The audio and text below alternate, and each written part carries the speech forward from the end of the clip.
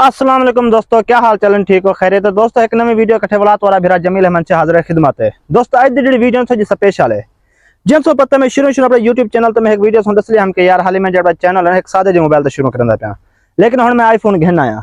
IPhone को latest model का कोई एक पुराना मोबाइल है आईफोन 7 प्लस। यार रिजल्ट सारे सेम ही होंगे, बस कुछ खसूसियात होने लेटेस्ट मॉडल है जो ओल्ड एज नहीं होंगे।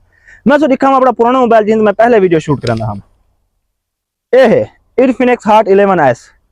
यानी कि मैं कोशिश करना हम यानी कि अच्छी कंडीशन है, अच्छे माहौल है, वीडियो बनाता हम वाला हूँ को कैप करते वन एडिट वगैरह कर को अच्छा प्रिंट बनाता हम।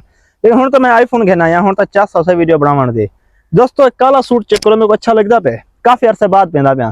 तो चाहते हो कि यार हमेशा मैं एक ही जाता वीडियो क्यों बनाता रहना कि यार दोस्तों मैं रहता देहात है, देहात का माहौल भी है, शहर का माहौल भी है। शहर के चीज़ों को प्रमोट करने देहात इन चीज़ों को बड़ा बुरा मानया वेंदे।